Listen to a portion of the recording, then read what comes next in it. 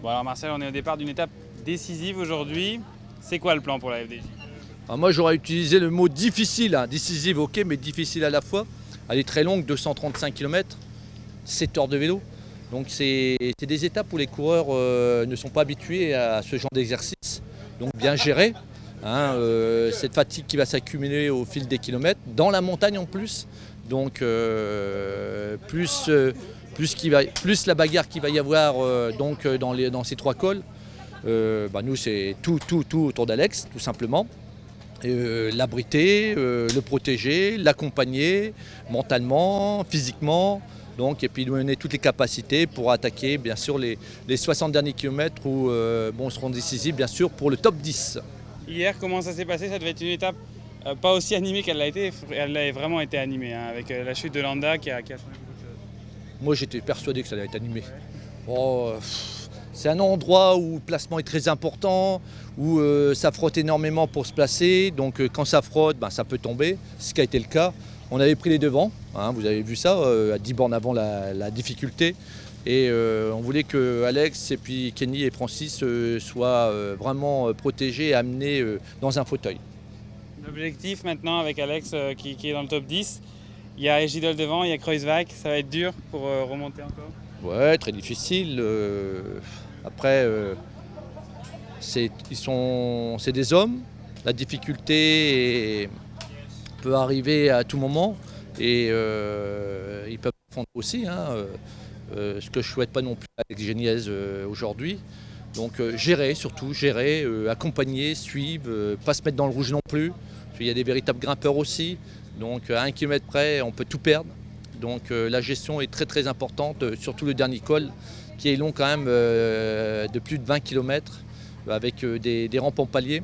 Et quand on tombe sur des rampes à 4%, c'est là qu'on perd le plus par rapport à la tête de course. On arrive presque à la fin de ce Giro, même s'il reste 2 étapes très difficiles.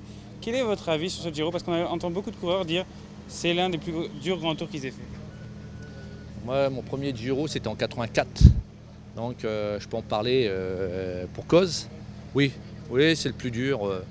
Je crois que c'est lié aussi avec la télévision, les producteurs. Ils veulent du spectacle, ils veulent des feux d'artifice.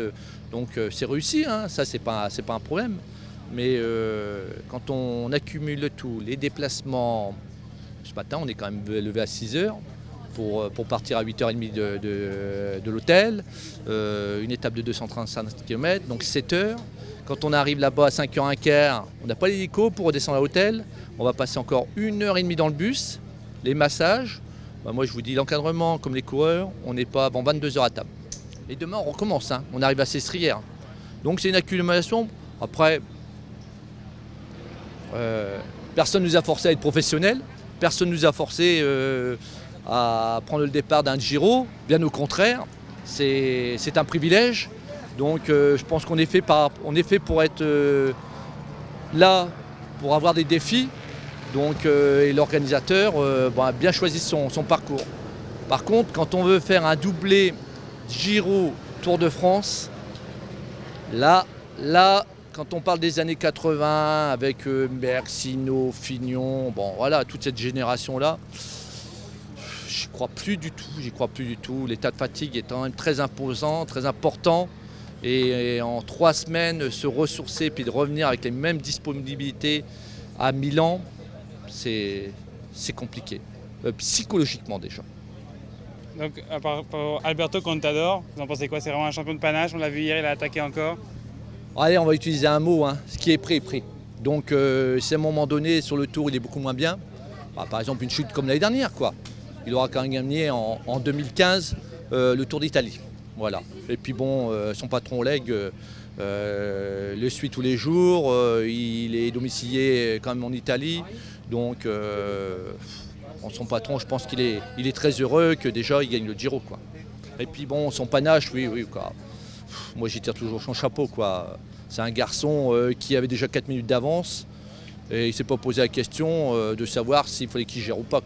Non, il a été chercher le spectacle. Et puis bien sûr, moi qui est directeur sportif, je me régale aussi derrière ma voiture, malgré que j'ai Kenny ou j'ai Alex Geniez dans le final à 7 minutes.